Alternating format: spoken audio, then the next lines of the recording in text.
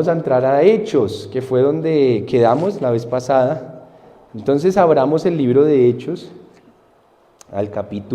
estamos en el capítulo, ya les digo, quedamos en el capítulo 15, en el versículo 22, vamos a arrancar.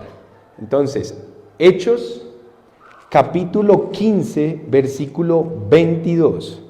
Ya estamos entrando más o menos en el nudo y casi luego desenlace del libro para poderlo culminar de una manera especial y poder analizar lo que se viene en el desenlace de todo esto. Entonces, Hechos capítulo 15, versículo 22, nos va a relatar lo que continuaron haciendo los apóstoles y los discípulos una vez se pusieron de acuerdo en qué era lo que iban a enseñarle a los nuevos, o por lo menos de arranque, a los nuevos discípulos que iban haciendo en las diferentes ciudades y pueblos donde ellos empezaron a predicar.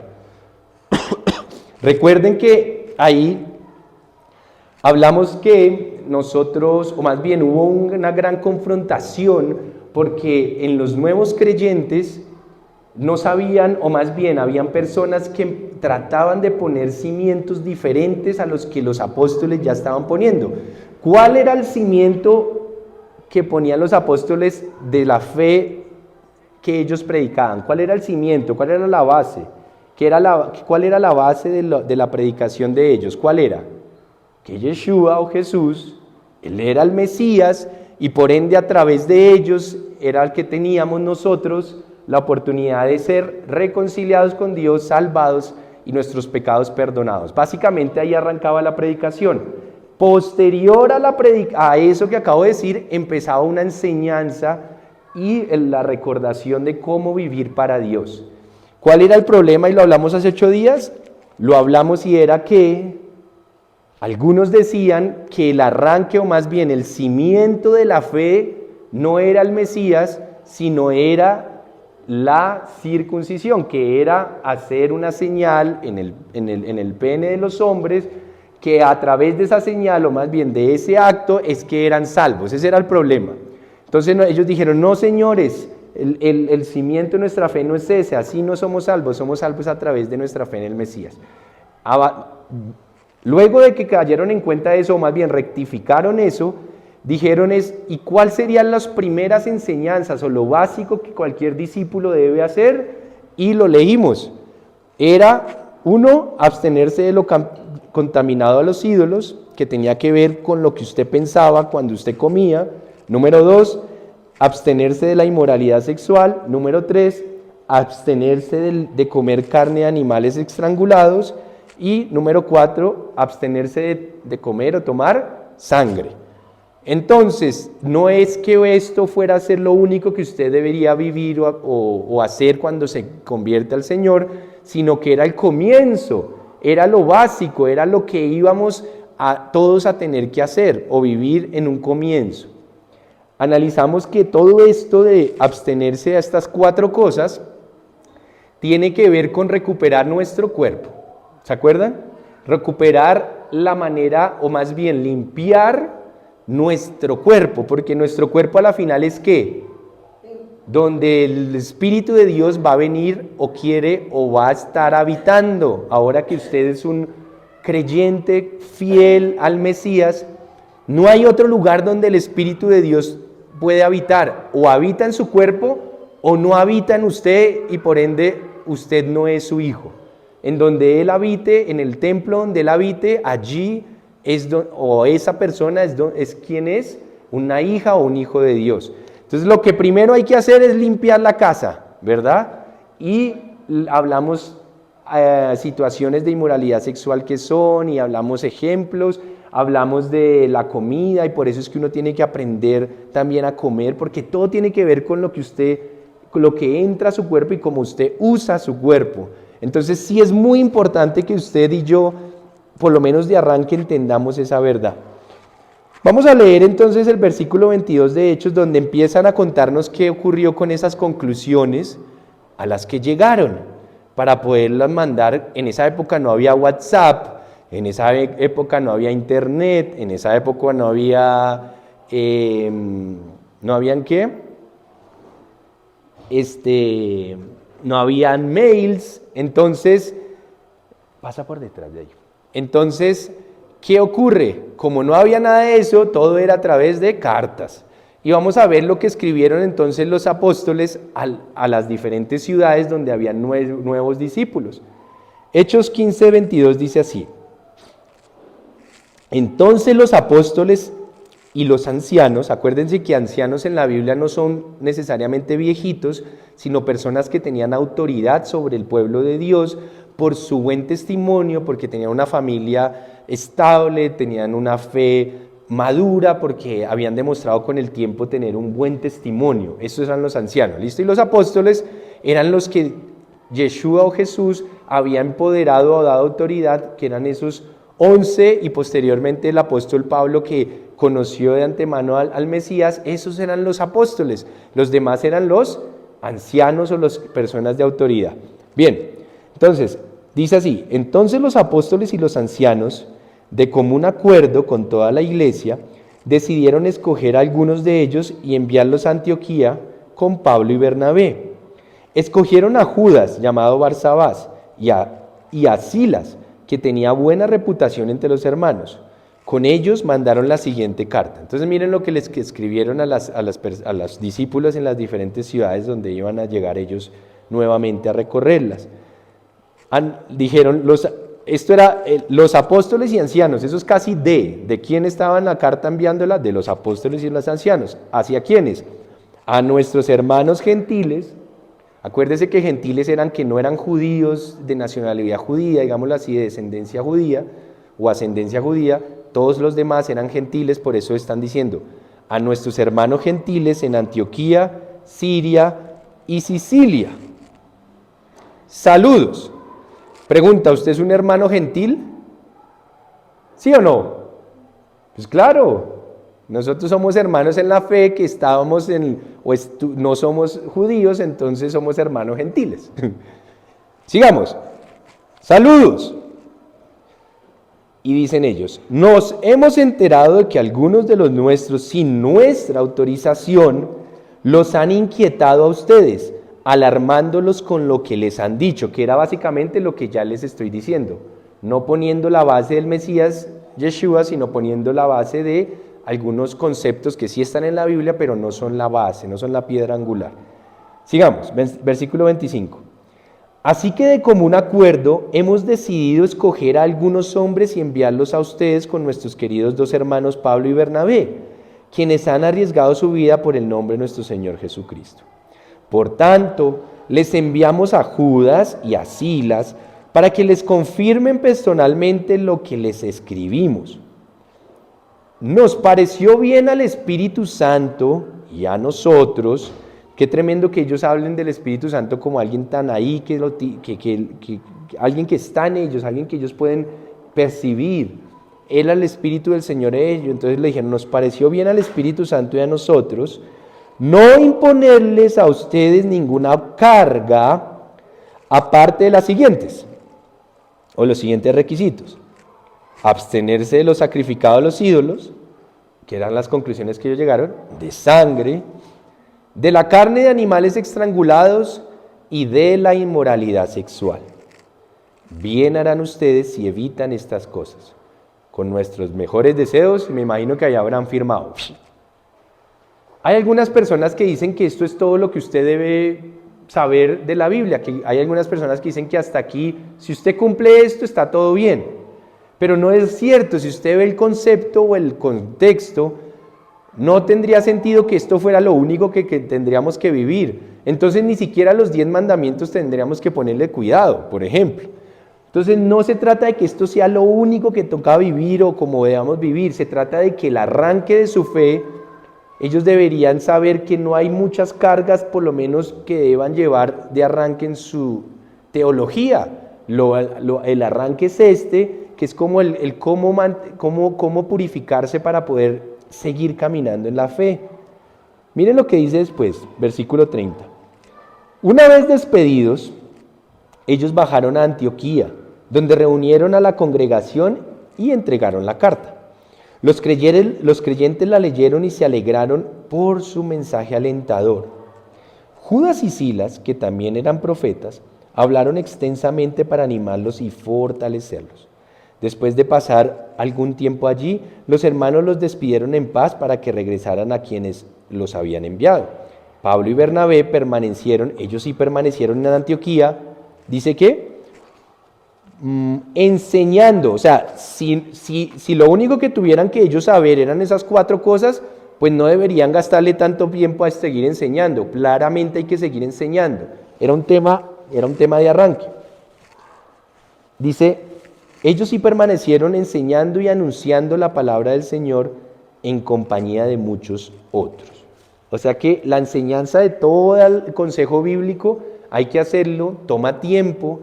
Usted no se vaya a frustrar si todavía no entiende todo, porque esto es un proceso de aprendizaje. Pero la idea sí es que arranquen aprendiendo las cosas. Por eso cada vez que nos reunimos acá, nuestra idea es que usted siga avanzando en su entendimiento.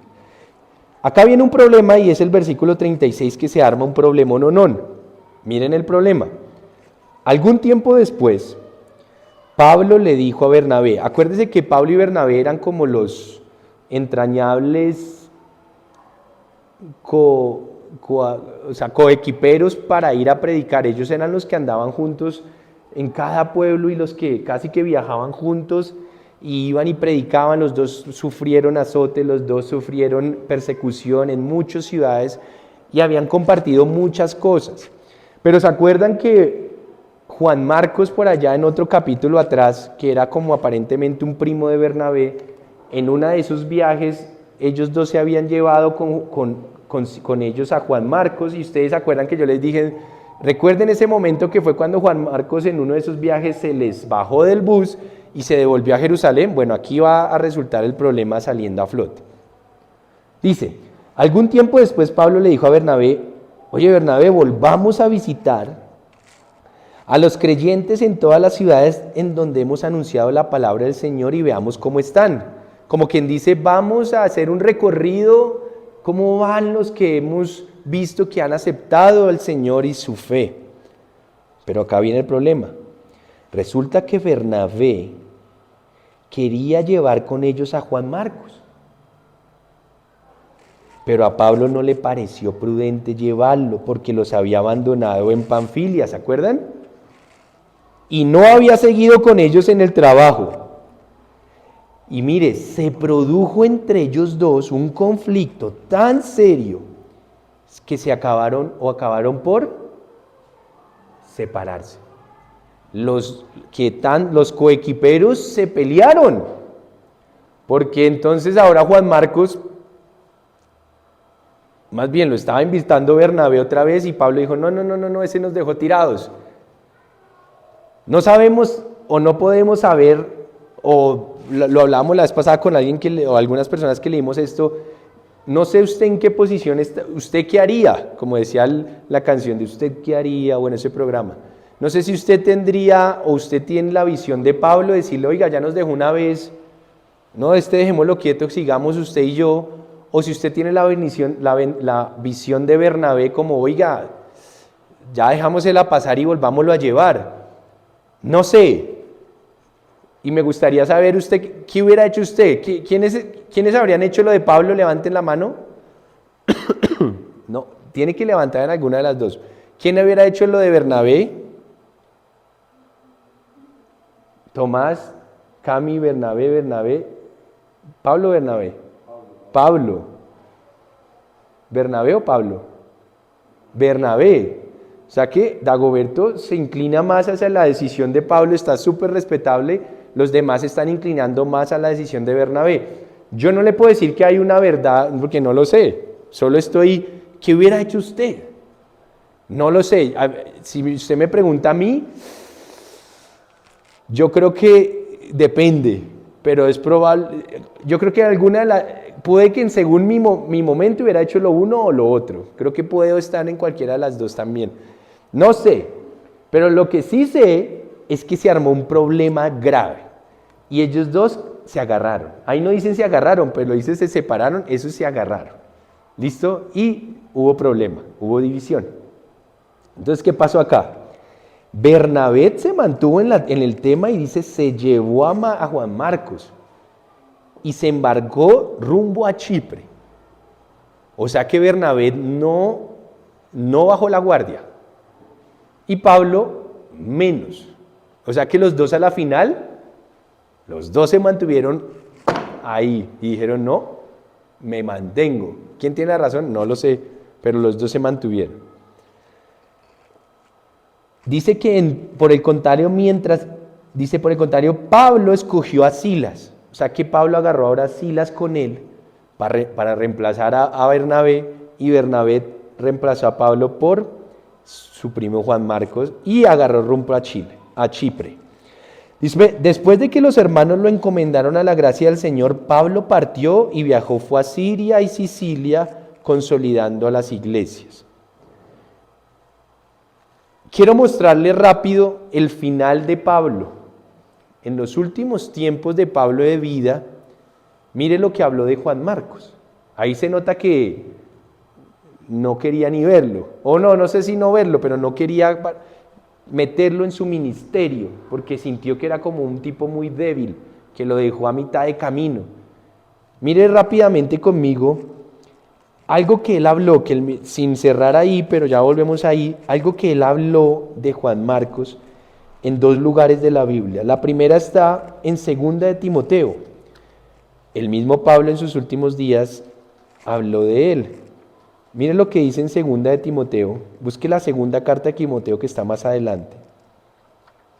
Acuérdese que hay dos cartas de Timoteo, primera de Timoteo y la otra es 2 de Timoteo. Vamos a 2 de Timoteo y vamos a ir al capítulo 4. Y vamos a ir al versículo 9.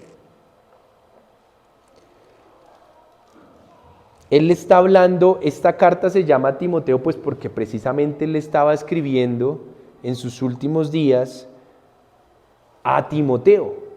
Y a todo indica o pareciera ser que él estaba, si no estoy mal, en la cárcel. Miren lo que dice él a Timoteo en su carta. 2 de Timoteo, capítulo 4, versículo 9. Le dice Pablo a Timoteo, haz todo lo posible por venir a verme cuanto antes. Pues Demas, por amor a este mundo, me ha abandonado y se ha ido a Tesalónica. Crescente se ha ido a Galacia y Tito a Dalmacia. Solo Lucas está conmigo. Y mire qué interesante. Le dice, recoge a Marcos. Oiga, le dijo que lo trajera. Recoge a Marcos y tráelo contigo, porque me es de ayuda en mi ministerio. No sé qué pasó, pero al final la cosa, o una de dos, o Juan Marcos cambió y de pronto le pidió perdón y él demostró después en los próximos viajes con Bernabé que estaba ahí en el frente del cañón, o Pablo cambió de parecer y le tuvo misericordia. ¿O cuál otra? Es Juan Marcos, es el mismo, es Juan Marcos, porque le llamaban Marcos en algunas, pero es Juan Marcos, sí. Y lo mandó a llamar, y mire después lo que dice. Bueno, después habla otros, y a Tíquico lo mandé a Éfeso, cuando vengas trae la capa que dejé en Troas. O sea que él también dejaba las llaves en lugares, o sea, se le quedaban cosas. Y dice que le trajeran la capa que la dejó por allá tirada y bueno, le mandó a hacernos favores. A mí me parece si usted sigue leyendo, trae también los libros, especialmente los pergaminos, un tipo muy estudioso y seguramente eran los mismos escritos bíblicos, tráelos. Alejandro el herrero me ha hecho mucho daño, dice, el Señor le dará su merecido. ¿Quién sabe quién era, no? Pero acá dice por qué. En mi primera defensa nadie me respaldó. Después dice, tú también cuídate de él, dice Alejandro, porque él se opuso tenazmente a nuestro mensaje. O sea que hay gente que se va a poner en contra de usted, que se le va a parar en la línea y que va a tratar de que lo que usted le diga, enseñe o trate de persuadir a otros acerca del Mesías, pues tratar de desmeritar y de oponerse. Entonces miren, en mi primera defensa sigue diciendo, nadie me respaldó, sino que todos me abandonaron. que a veces nosotros pensamos que es que todo va a estar bien y todo el mundo feliz contigo. No, hay momentos puede ser de soledad, ¿no? Lo abandonaron. Y él dice que no les sea tomado en cuenta. Pero el Señor, dice, estuvo de mi lado y me dio fuerzas para que por medio de mí se llevara a cabo la predicación del mensaje y lo oyeran todos los gentiles o paganos. Y fui librado de la boca del león. El Señor me librará de todo mal y me preservará para su reino celestial. A Él sea la gloria por los siglos de los siglos. Amén. Y miren después lo que dice en otra circunstancia, Colosenses 4. Si usted va al libro de Colosenses, que está un poquito, ya le digo, Filipenses, Colosenses está un poquito más atrás de donde estábamos, un par de libros atrás, y si va al capítulo 4,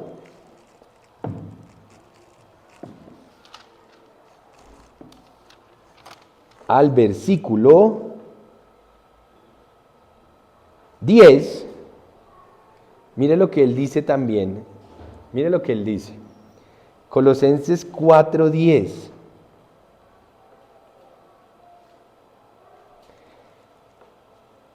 Aristarco, mi compañero de cárcel, si ven que estaba ahí el hombre en la cárcel en sus últimos días, en momentos bien complejos. Recuerde, Colosenses 4:10. Y él dice, Aristarco, mi compañero de cárcel, les manda saludos, como también Marcos, el primo de Bernabé. O sea, él está hablando a los agentes de Colosas. Seguramente ya pudo estar con él y ahora él les está enviando saludos de los que vio a los colosenses, la gente en Colosa. Y mire que lo nombra.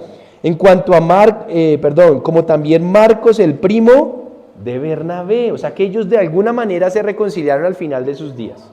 No me pregunten quién se dio, cómo fue, porque no hay registro, pero ellos, y seguramente Pablo también, ya en los últimos días, uno como que ya yo creo que pudiera bajar la guardia en algunas situaciones. ¿Cuántos de ustedes han visto personas en lecho de muerte o en los últimos días? Generalmente, ¿qué hacen? No siempre, pero generalmente, ¿qué hacen los que saben que su muerte se acerca? ¿Qué hacen? Tratan de reconciliarse, ¿o no? Es muy común que la gente se trata de reconciliar cuando sabe que su tiempo en la tierra se acerca a su fin, o por lo menos de esta primera etapa.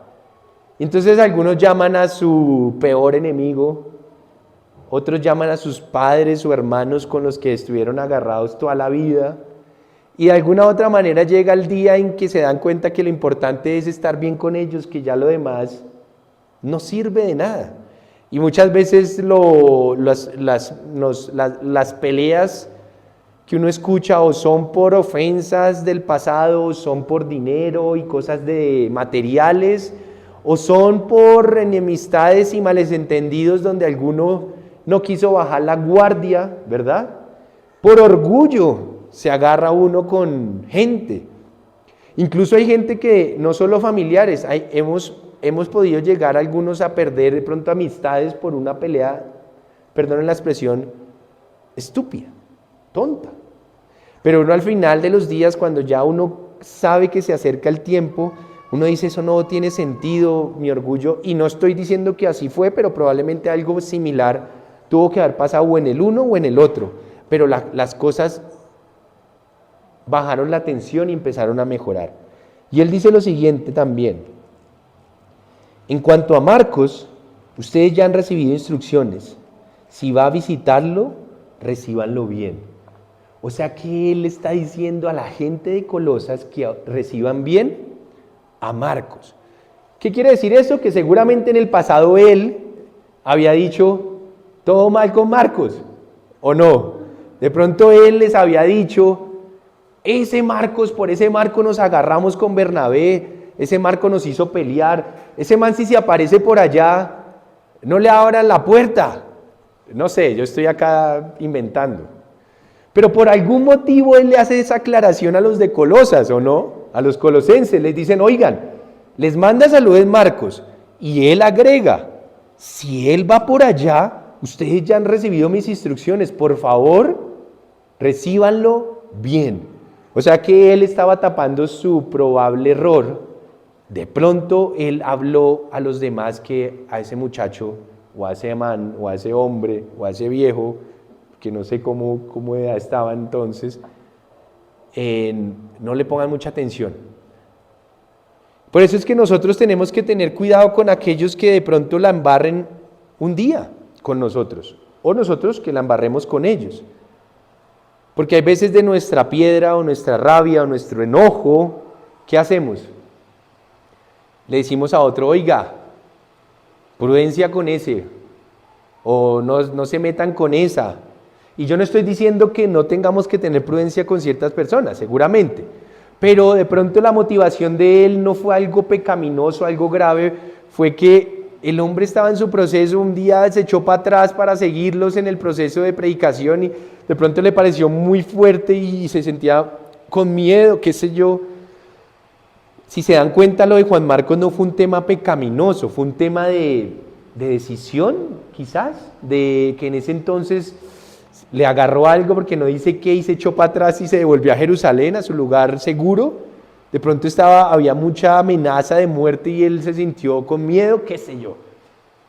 O le dio mamera, pero no era algo pecaminoso, porque cuando ustedes se dan cuenta, Pablo cuando habla de hipocresía y de los pecaminosos, que dicen ser hermanos, pero son hipócritas y practican maldad y pecado deliberadamente, haciéndose pasar por hermanos en la fe, él dice, con esos ni siquiera se junten a comer. Pero acá el tema de Juan Marcos no era ese, si se dan cuenta, él no era un tipo que por lo menos registre la Biblia de esos malvados malos. ¿Qué quiere decir? ¿Por qué le quiero decir esas dos diferencias?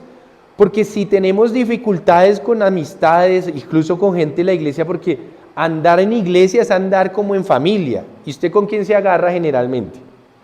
Con la familia. Entonces, si usted es miembro de una congregación activa, adivine con quién hay posibilidades de que se agarre. Pues con los de la iglesia que empiezan a hacer su familia extendida, a medida que haya más reuniones, a medida que compartamos cosas, a medida, después uno escucha, no, que me miró mal, no, que sí, no, que este dijo, no, que este no dijo, no, que cuando oró y parecía que me estaba orando de lo mío, y se metió, sí, y empiezan los videos, porque eso es andar en gente. Yo lo que quiero decirles, tengamos prudencia cuando, si no es algo pecaminoso, algo que uno diga, este es un hipócrita y a ese sí hay que expulsarlo, pero son cosas de la cotidianidad de nuestra forma de ser, de los temores de algunos, de las dudas de otros, de los nervios de otros, X, que hay que hacer. Tengámonos paciencia, perdonémonos y no difamemos el nombre de esas personas, porque vean lo que le tocó hacer a Pablo, echar para atrás y decirle a los colosenses, oigan, por favor no la van a embarrar, cambié lo que, no se acuerden de lo que yo les dije. No le cierren la puerta, es más, no lo van a tratar mal. Le estaba diciendo, yo creo que él hubiera amado tener un WhatsApp en esa época, un celular, porque para decirlo rápido y que no la van a embarrar, pero le tocó enviarlo en carta. Y a mí me causa mucha curiosidad porque es que ahí lo dice, mire, les manda saludos Aristarco, como también Marcos, el primo de Bernabé, y hace alusión a eso. En cuanto a Marcos, por favor, ustedes ya han recibido mis instrucciones. Si va a visitarlo, recíbanlo bien. A mí me causa mucha curiosidad eso que él está diciendo, y es porque seguramente en el problema él habló cosas y vuelve y juega, si no son cosas de pecado, sino de formas de ser, tengámonos paciencia, es lo que quiero decirles con esto. No salgamos esos trapitos feos o no hagamos zozobra a los demás sí, porque son situaciones que a la final no deberían separarnos, sino son las diferencias que pueden haber en personas. Ahí completa él diciendo en el versículo 11, también lo saluda Jesús, llamado el justo. No estamos hablando de Yeshua, es Jesús. Estos son los únicos judíos, dice él, que colaboran conmigo en pro del reino de Dios y me han sido de mucho consuelo. O sea que Marcos al final de sus días se volvió de sus llaves, volvió a ser parte de su equipo. Y es que todo varón que es llamado al servicio, Dios lo equipa con un equipo, ¿o no? A Pablo, Dios se le reveló a Pablo directamente, probablemente no se le apareció de esa manera a los demás, pero todos tenían la misma fe y se unieron al propósito que Dios le puso a Pablo. Y dijo él, son los únicos judíos que colaboran conmigo en pro del reino de Dios y me han sido de mucho consuelo. Él habla de consuelo, o sea que estas personas como Pablo que saben que tienen que hacer algo específico en pro del reino de Dios, necesitan consuelo alrededor y los brazos de alrededor de varios para que la cosa pueda marchar y se pueda dar. Y así lo hicieron ellos, entre ellos Marcos. Después dice, les manda saludos Epafras, que es uno de ustedes. Este siervo de Cristo Jesús está siempre luchando en oración por ustedes. Y acá es otro tema bien chévere y es lo importante que haya gente que luche en oración por otros. Este Epafras, dice Pablo, es uno que lucha en oración por ustedes, para que plenamente convencidos se mantengan firmes cumpliendo en todo la voluntad de Dios. Dice Pablo, a mí me consta que Él se preocupa mucho por ustedes y por los que están en la Odisea y en Hierápolis. O sea que necesitamos gente que esté orando por nosotros. Yo quiero ser parte de eso para con ustedes. Siempre he sentido ese llamado de estar orando y ojalá pueda de a poco hacerlo más, porque es una lucha que es invisible, pero es tan necesaria para que ustedes se mantengan en la fe. Después termina diciendo, los saludan Lucas, el querido médico, ¿se acuerdan de Lucas? Y Demas. Saluden a los hermanos que están en la Odisea, como también a Ninfas y la iglesia que se reúne en su casa. Bien, pero ¿qué quería mostrarles? Era ese paréntesis de Juan Marcos, que es muy, muy interesante, que no tenemos muchos detalles de la situación, pero que estos poquitos detalles, digámoslo así, nos permiten percibir más o menos cómo fue el rollo. No podemos saberlo todo. Cuando estemos enfrente del Señor, usted dígale, oiga, écheme el chisme bien. ¿Qué pasó ahí? ¿Se agarraron y por qué se reconciliaron? Ese chisme hay que pedírselo al Señor que lo cuente, porque no lo sabemos completo. Sabemos el principio, no sabemos el nudo, sabemos el desenlace. ¿Listo?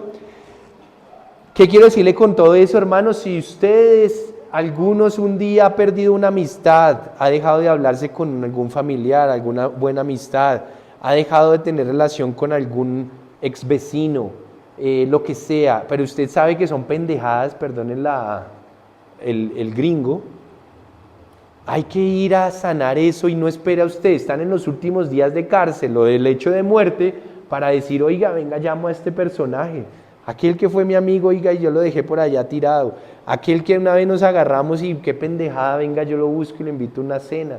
¿Usted sabía que la mejor forma de mantener amistades es comiendo?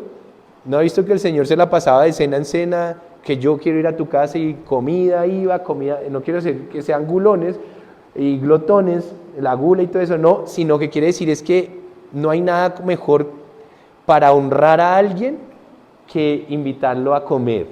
Créanme que eso es una manera espectacular de honrar a padres, honrar a madres, honrar a abuelos, honrar a una relación rota que se quiere restaurar.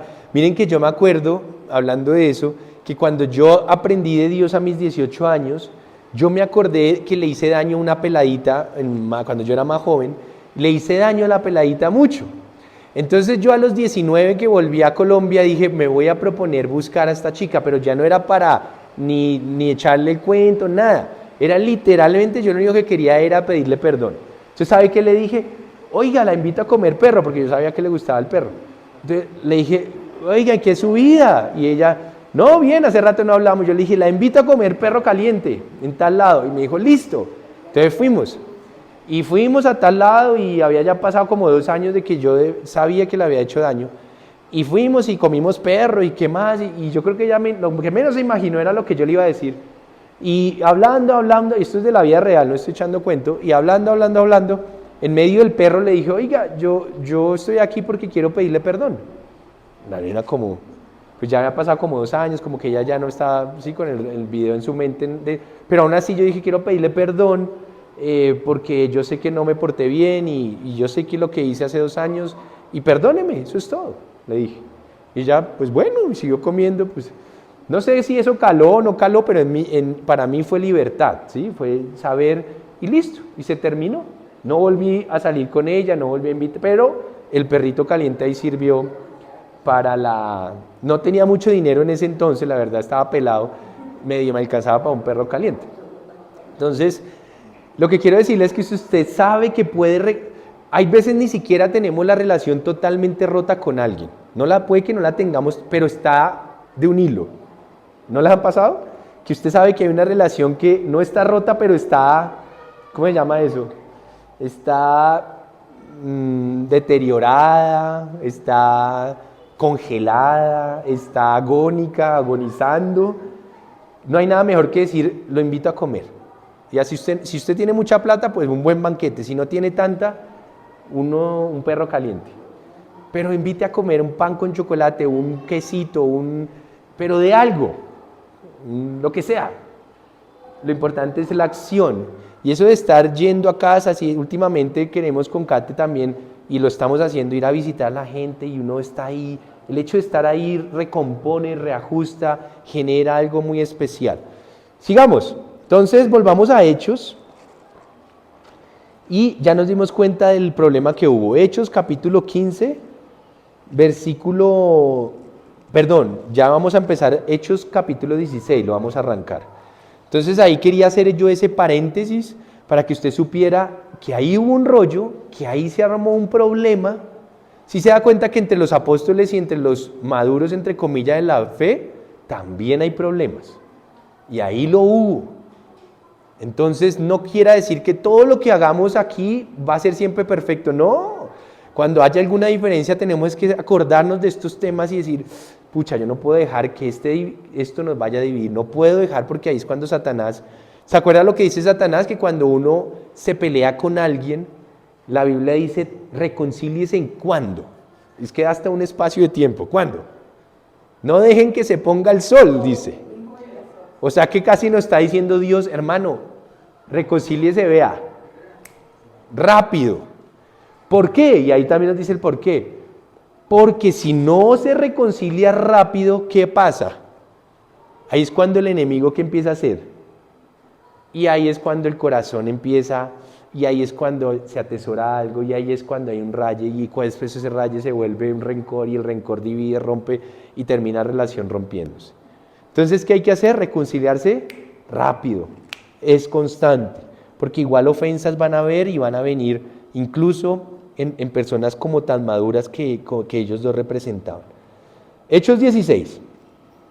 Llegó Pablo a Derbe y después a Listra, donde se encontró con un discípulo llamado Timoteo. Este Timoteo es al que él le va a hablar en las cartas de 1 Timoteo y 2 Timoteo. Timoteo se volvió uno de sus mayores discípulos. De hecho, por las cartas de Timoteo nos damos cuenta que Timoteo era un tipo joven, porque él mismo le dice que nadie que te critique ni te menosprecie por ser joven.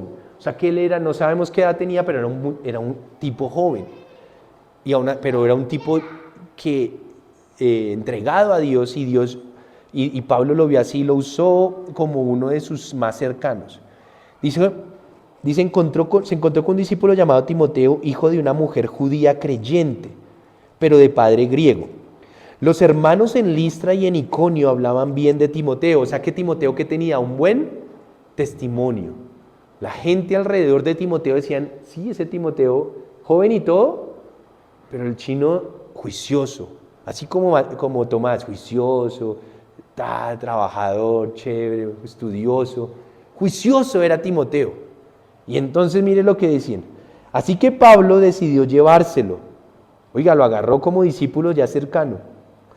Por causa de los judíos que vivían en aquella región, los circuncidó, pues todos sabían que su padre era griego. Aquí hay un tema de que ya sabemos que no era una necesidad, no una obligatoriedad para ser salvos. Sin embargo, dice que a causa de los judíos que están alrededor, y según por no armar problema, lo circuncidaron y se lo llevó.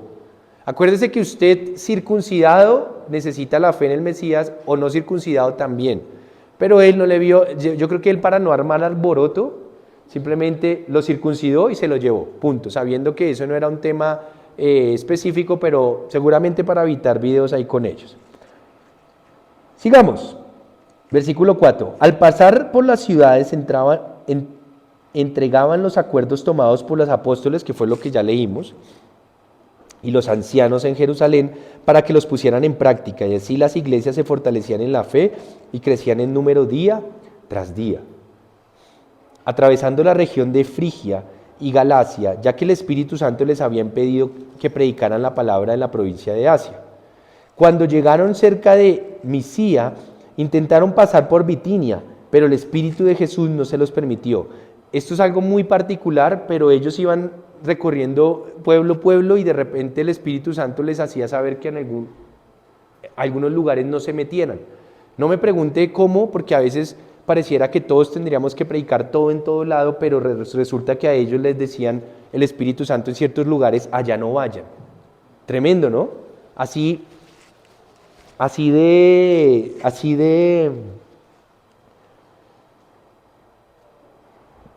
importante es que nuestra relación esté con Dios, que no siempre todo lo que pensemos que es, va a ser, y que tenemos que tener el sentido agudo para saber si tenemos que hacerlo o no.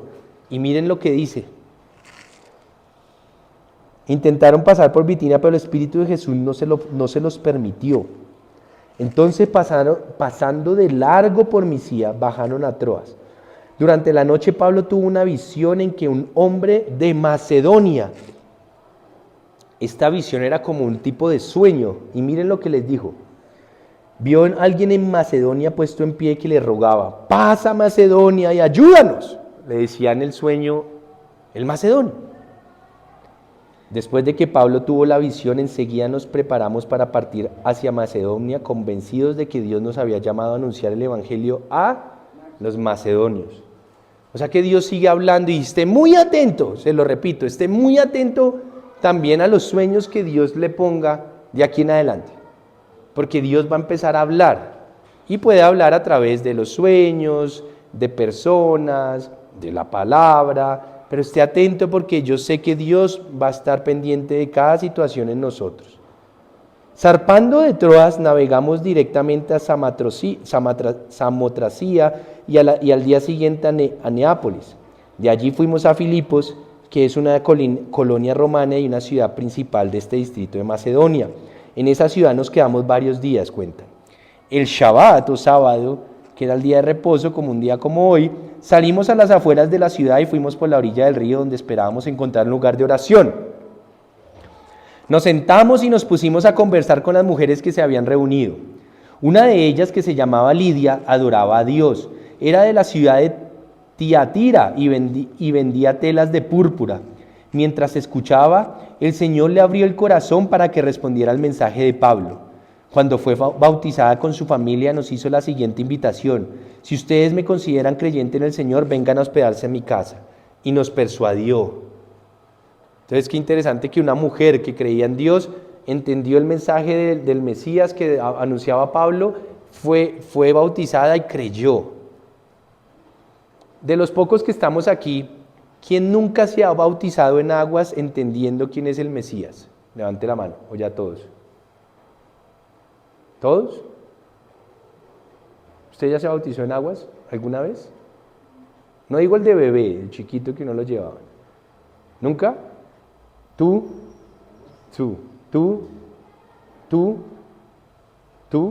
Ustedes ya. Tú también. Ah, bueno.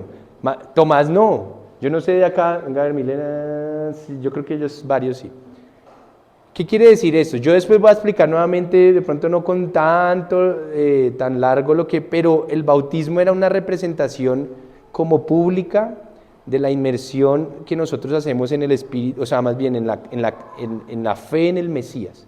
Y era es una práctica pública donde se sumerge la persona en agua, tipificando que está muriendo y sepultando su vida antigua y que está volviendo a nacer para el Señor. Eso públicamente es importante o es necesario porque, primero, necesitamos en un acto público que las personas atestiguen de su arrepentimiento, para que esas mismas personas sirvan como testigos delante de esa persona durante el resto de su vida, para animarlo a que no sea parte de ese pacto que hizo con Dios. Es como un matrimonio la idea es que haya al menos un par de testigos, ¿o no? Usted no debería hacerlo solo, porque si no hay nadie, ¿qué? Y si no hay firmas, ¿qué? Entonces usted no puede decir, yo me voy a casar solo y mira al cielo y no hay testigos. No, los testigos atestiguan, valga la redundancia, de su pacto. Entonces, en este acto de fe, yo me acuerdo que yo me bauticé entendiendo eso en aguas, más o menos a los 18 años. Y así fue como lo hice, porque entendí, porque creí en Él y porque de verdad mi vida, yo dije, pregunta, ¿hay que ser perfecto para ir a las aguas? ¿Quién sería perfecto? ¿Quién podría ir en perfección a bautizar? No, no es por un acto de perfección, es un acto de convicción y arrepentimiento. Cuando yo tengo convicción en el Mesías, en Jesús o en Yeshua, que Él es el Hijo de Dios, que Él ha de venir, que Él murió, resucitó y ha de volver, cuando yo tengo esa plena convicción de que Él existe, y cuando yo estoy arrepentido de vivir una vida apartada de sus propósitos, eso es lo que Dios necesita, que haya alguien comprometido por quererlo hacer y vivir para Él. Esas son las personas que se invitan a tomar el bautismo en agua y a enseñarles a ser bautizados constantemente en el Espíritu, porque usted tiene que ser constantemente sumergido, bañado, inmerso en el Espíritu del Señor, para que usted nunca se aparte de Él. Por eso el bautismo es realmente algo constante, algo continuo. Y ese es el Espíritu, el bautismo en el Espíritu que el mismo Dios hará y debe usted sumergirse constantemente. Sigamos. Entonces esta mujer se bautizó. Vamos a Hechos capítulo 16, versículo 16. Dice, una vez cuando íbamos al lugar de oración, nos salió al encuentro una joven esclava que tenía un espíritu de adivinación. ¿Se acuerdan lo que hemos hablado? Gente que tiene espíritus de adivinación, tienen la capacidad de adivinar, literal, de que usted no le diga nada, pero ellos sepan qué onda, como dicen por ahí, de que usted no diga nada y se sepan sus situaciones, de que usted no les diga nada y de repente lo sorprendan. Cuando usted ve que, o las personas cuando saben que hay una persona con este espíritu, ¿qué hacen? ¿Pagan para que les digan o les adivinen su, entre comillas, puede ser futuro, lo que tienen que hacer, y empiezan a pagarle a estas personas? Estas personas que tienen este espíritu pueden recolectar dinero, vea, rápido o no, porque ¿quién no paga por saber? ¿Ah? Muy interesante. Y mire lo que dice, con sus poderes. Pues claro, vea lo que dice, ganaba mucho dinero, pero ni siquiera era para ella, eran para sus amos. Claro, habían unos por encima de ella que le cobraban, la utilizaban también, y le cobraban y era, obviamente le dejarán parte a ella, pero ellos se enriquecían con el don o este espíritu que tenía esta mujer. Después dice, nos seguía a Pablo y a nosotros gritando, estos hombres, decía ella, son siervos del Dios Altísimo y les anuncian a ustedes el camino de salvación. Pues ahí no dice nada feo, ¿no? El problema es que estaba saboteando la situación y el problema era el espíritu que había en ella. Nadie le había dicho nada, ¿se da cuenta? Pero ella estaba adivinando lo que ellos hacían, su propósito, lo que decían. Así continuó durante muchos días, o sea que los apóstoles, entre comillas, no le pusieron mayor problema al comienzo. Escuchaban que esta mujer salía y gritaba al pueblo esta misma oración y este mismo mensaje, escúchenlo, ellos vienen, y ellos dejaron como quien dice pasar un par de días, hasta que, así continuó durante muchos días, pero por fin Pablo se molestó. El tema es que como que ya estaban saboteando el tema, ¿no? Estaban saboteando la situación. Usted tiene que saber que hay personas que pueden que no estén diciendo nada malo, pero estén contrariando situaciones. Puede que esta persona estaba con su boca hablando supuestamente una cosa correcta o una realidad, pero quizás estaba oponiéndose espiritualmente a lo que estaban haciendo Pablo y ellos. ¿Qué quiero decirle con esto? Que así como nosotros oramos para que el Dios Todopoderoso haga y se manifieste, hay otras personas que interceden, rezan, hacen cosas para que la maldad o la oscuridad avancen o frenen cosas. Parece como un juego de poderes, ¿no? ¿Qué si un día aquí Dios nos permite que entre aquí alguien que tiene cara bonita, pero en su mente está, es un ejemplo, haciendo rezos y vainas para que aquí no sean abiertos los ojos de los que están escuchando? ¿Podría pasar? Claro, porque es una lucha espiritual. Por eso es que nosotros tenemos que aprender a ser más fuertes en ese aspecto para poder avanzar, porque la gente se va a dar cuenta y va a intentar contrariar. Esto era lo que estaba más o menos haciendo esta persona, aparte de sabotear. Dice aquí que se molestó Pablo tanto que se volvió a ella y reprendió al espíritu. ¿Sí ve que no es a ella, el espíritu que había en ella? ¿Y qué le dijo? En el nombre de Yeshua el Mesías, porque seguramente así lo pronunció, te ordeno que salgas de ella. ¡Fuera! Dice, en aquel mismo momento el espíritu la dejó. O sea, el espíritu de adivinación la dejó. Cuando los amos de la joven se dieron cuenta de que se les había esfumado la esperanza de ganar dinero, pues claro, porque la mujer ya no podía adivinar. ¿Qué pasó? Ya no podía, ya no tenía eso que le daba la oportunidad de hacerlo. Cuando ellos se dieron cuenta y se les había esfumado la esperanza de ganar dinero, echaron mano a Pablo y a Silas y los arrastraron a la plaza, ante las autoridades. Los presentaron ante los magistrados y dijeron, estos hombres son judíos y están alborotando nuestra ciudad, enseñando costumbres que los romanos no nos prohíben admitir o practicar. Entonces la multitud se amotinó contra Pablo y Silas, y los magistrados mandaron que se les arrancaran la ropa y los azotaran. Después de darles muchos golpes, los echaron en la cárcel y ordenaron al carcelero que los custodiara con la mayor seguridad. Al recibir tal orden, éste los metió en el calabozo interior y les sujetó los pies en el cepo. O sea, se les vengaron los mafiosos, por decirlo de alguna manera, detrás de esta mujer, llevaron a que estos hombres llegaran a este límite. Siempre estar haciendo la voluntad de Dios va a traer oposición, acuérdese, aquí no fue la excepción, no lo fue. Sigamos, a eso de la medianoche, ya estando en la cárcel, Pablo y Silas se pusieron a orar y a cantar himnos.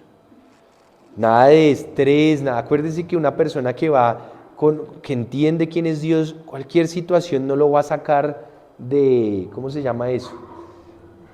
No los saca de su fe ni tampoco de su centro. Ellos en medio de esa situación tan fea, al igual que Pedro, ¿se acuerdan cuando a Pedro lo arrestaron? Pedro ahí sabía que el otro día quizás lo iban a matar y estuvo tranquilo. Estos dos, Pablo y Silas, se pusieron a orar y a cantar himnos, dice, a Dios. Dice, y los otros presos los escuchaban. De repente se produjo un terremoto tan fuerte que la cárcel se estremeció hasta sus cimientos. Al instante se abrieron todas las puertas y a los presos se les soltaron las cadenas. Tremendo, ¿no? El carcelero despertó y al ver las puertas de la cárcel de par en par, o sea, abiertas, sacó la espada y estuvo a punto de matarse. Pues claro, a los que custodiaron a Pedro, ¿qué les pasó? Eso sí, los mandó a matar Herodes después. Yo creo que ya sabía cómo se portaban cuando los dejaban ir y, no, pues yo me mato de una vez. ¿Qué voy a dejar que me maten, cierto? Ya estoy muerto. Y él dijo, estuvo a punto de matarse porque pensaba que los presos se habían escapado. Pero Pablo le gritó, no te hagas ningún daño. Todos estamos aquí. O sea, ellos no se habían escapado, sino que se habían abierto las puertas, roto las cadenas, pero ellos seguían allí adentro. De pronto se reunieron en una parte de la cárcel, pero no se habían ido. No tengas ningún daño, todos estamos aquí. El carcelero pidió luz, que seguro estaba muy oscuro, entró precipitadamente y se echó temblando a los pies de Pablo y Silas. Claro, yo creo que el hombre dijo, wow, esto le están cantando a Dios, porque todos estaban dando cuenta, estaban orando, Y miren lo que acaba de pasar, pues el hombre dijo, estos hombres son de Dios, se dio cuenta. Se dice, se echó a los pies de ellos. Luego los sacó y les preguntó, señores, ¿qué tengo que hacer para ser salvo?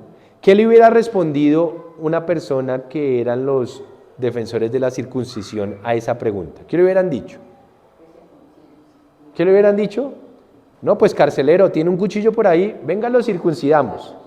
Lo circuncidamos y usted va a ser salvo. Esta era la diferencia del pensamiento. Ellos todavía no entendían que el Mesías era el tema, que la circuncisión era una señal del Mesías, de hecho, que Él era el que iba a circuncidar nuestros corazones y a salvarnos. Entonces, uno de ese estilo hubiera respondido eso. ¿Qué le responde usted a una persona cuando le dice, oiga, yo quiero entender su fe, yo quiero ser salvo? No, pues mire, empiece por, qué sé yo, ¿usted qué le diría? Me imagino yo, no sé, si no hubiera entendido estas cosas, le hubiera dicho, pues ¿sabe qué? Deje de ser borracho, usted se la pasa ya metido en esa cantina, de ser borracho y verá que va a ser salvo. Tampoco es eso. El borracho va a dejar la cantina si descubre quién es el Mesías, después de que sea salvo. O sea que lo primero no es atacar el pecado de una persona, jamás. Pregunta, este guardia carcelero, ¿tendría pecados?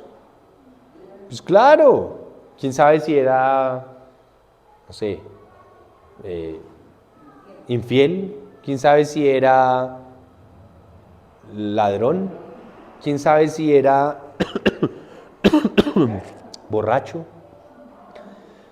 Pablo no, en ese momento lo importante, no quiere decir que no sea importante después ir puliendo la vida de nosotros, pero la pregunta es ¿cómo soy salvo? ¿Cómo yo puedo saber que Dios me va a perdonar, que yo puedo estar con Dios? Y la respuesta fue muy sencilla. ¿Cuál fue? Dice acá, cree en el Señor Jesús o Yeshua. Así tú, y no solo tú, le dijo, tu casa, tu familia, le está diciendo, serán salvos. Es que esta es la base de nuestra fe, que Él es el Mesías y que a través de Él nosotros recibimos el perdón de pecados, que es la salvación, es la reconciliación con Dios. ¿Quiere decir eso que Pablo le va a decir tranquilo y ya y siga borrando? No, después de que él crea, seguramente le va a decir, ok, ven o ve a tal congregación, ve y reúnete con los hermanos en la misma fe de esta ciudad, que allá te van a enseñar cómo seguir avanzando y puliendo tu vida ahora que has creído y eres salvo. ¿Sí ven la diferencia? Pero no le estaba diciendo, deje eso para que sea salvo. Es cree en Él para ser salvo y ahora ve y pule tu vida a través de lo que vas a aprender, que te van a enseñar. Ese es el meollo del asunto.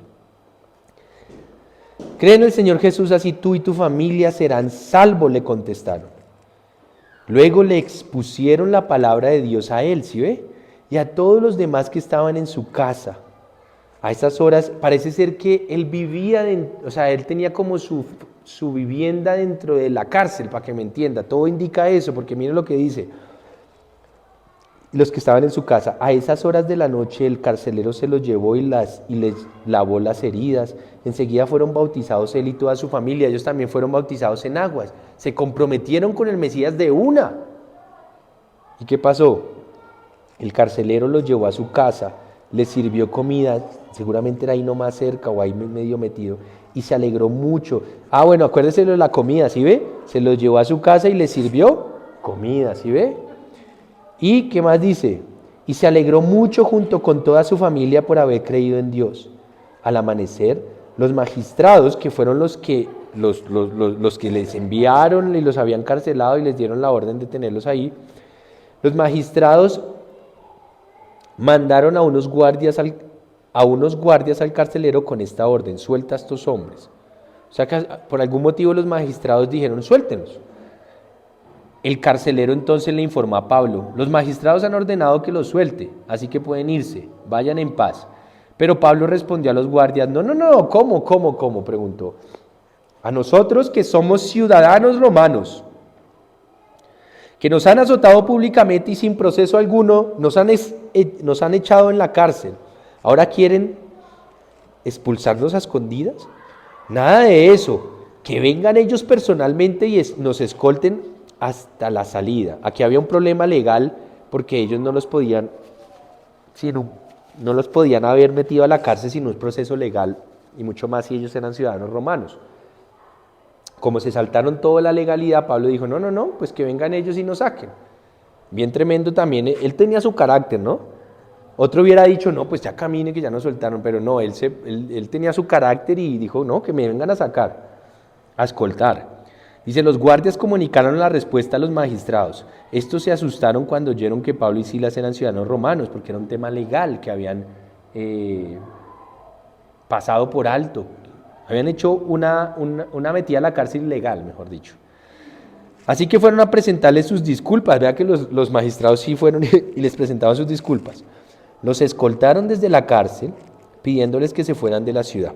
Al salir de la cárcel, Pablo y Silas se dirigieron a la casa de Lidia, donde se vieron con los hermanos y los animaron. Después se fueron. Dejemos hasta ahí.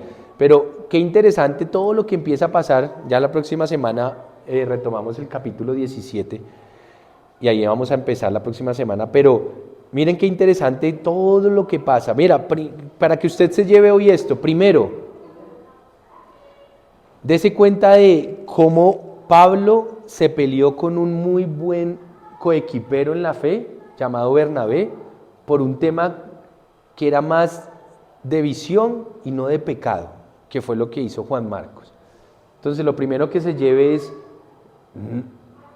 tratemos de ser, entre comillas, jaboncitos con los temas que son no tanto de fondo, sino de forma. Cuando haya algo, si a usted un día no lo saluda a alguien acá, no se ofenda. Yo no estoy diciendo que no debamos saludarnos, pero que eso no cobre en su corazón un rechazo por esas cosas que a veces son más no son de fondo, son de forma. Que si alguien un día se expresó de una manera incorrecta con usted, déjelo pasar, deje pasar esa ofensa. No deje que los hermanos en la fe se dividan o alguien especial en su vida se divida de usted por una situación que no es de pronto algo claramente pecaminoso. Si es claramente pecaminoso, sí debemos denunciarlo, debemos pasar por un proceso específico y si no hay arrepentimiento debemos expulsar a esa persona inclusive. Pero, de lo contrario, no nos permitamos que el enemigo nos divida por formas, por situaciones, por temores que a veces, ¿cuántos de aquí no pueden pasar por un temor en una situación que de pronto todos decimos, eso tan fácil y usted no es capaz, y el otro dice, pues sí, no soy capaz, entonces ¿nos va a dividir eso? No.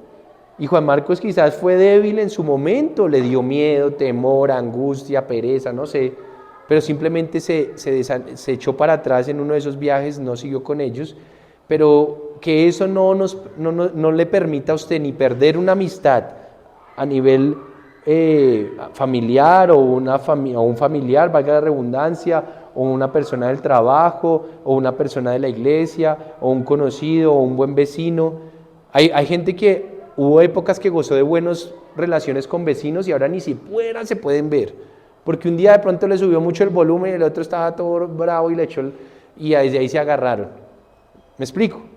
Entonces, hay veces es mejor dejar pasar la situación que agarrarse. A veces nosotros nos llenamos de argumentos de decir, no, pero es que en esta situación esto es lo justo. Yo le pregunto a usted, si Dios calificara todo con la vara de la justicia, ¿usted y yo estaríamos acá? No, porque si Él ya hiciera en este momento justicia, muchos quedarían por fuera de su reino. ¿Él con qué vara nos trata? Con la vara de la gracia, y la gracia no quiere decir que Él pase por alto la justicia, tiene que decir que Él tiene paciencia en el proceso. Y esa es la paciencia que usted y yo tenemos que tener con los demás para que no nos dividamos ni familiarmente, ni socialmente, ni laboralmente, ni con nadie.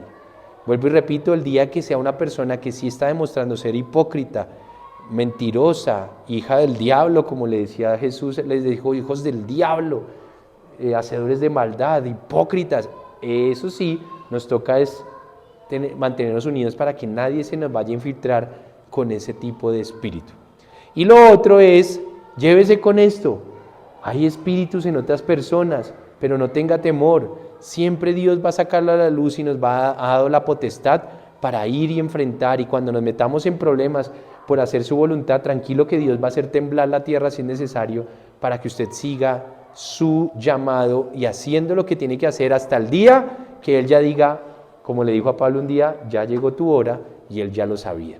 Ese día sí, se apagó la vela y Él tiene que esperar hasta el día de su resurrección. Pongámonos de pie y oramos, y lo mismo los que estamos en casa, y terminamos en ese capítulo, nos quedamos para el capítulo 17, poderlo continuar de Hechos el próximo fin de semana. Y poder avanzar. Yo espero que usted se vaya cargado de esa fe, inmerso en su espíritu, y que esta semana pueda ser de bendición. Acuérdese de ser guerrero con nosotros. No baje la guardia. Utilice los tiempos que tenemos entre semana para orar. No se confíe.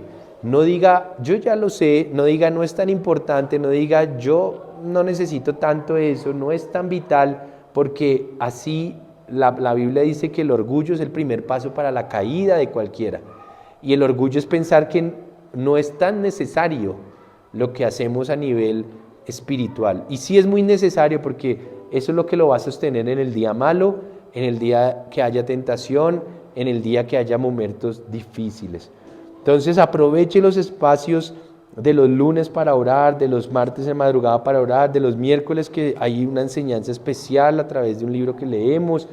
Esté ahí pendiente. Nosotros por nuestra parte estaremos pendientes de usted. Si tiene algún problema, necesita orar con alguien, no dude en buscarnos, y nosotros igual lo estaremos buscando para que estemos orando de vez en cuando juntos. Pero esté pendiente, no baje la guardia.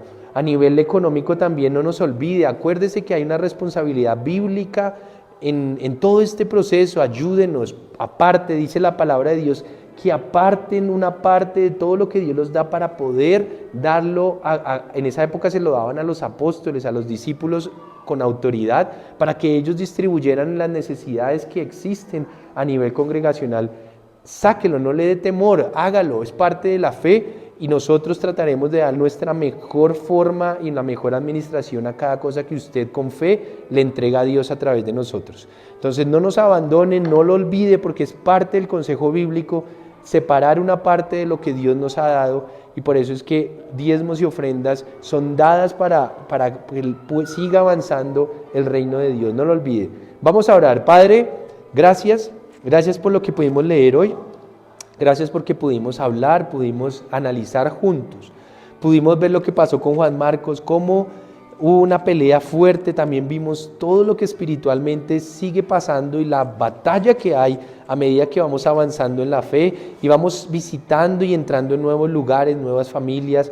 Hay una batalla, hay oposición, pero siempre saldremos de victoria en victoria y de gloria en gloria, porque tú, Jehová, vas delante de nosotros. Tú eres el Dios de los ejércitos, el Dios que ha ganado y ganará toda batalla en la que tú estés con nosotros. Tú eres el que debe ir delante de nosotros. Te doy gracias y bendigo el día que te conocimos. Bendigo el día en que cada uno de esta familia en Cristo, en el Mesías, te conoció. Bendigo la persona que les habló.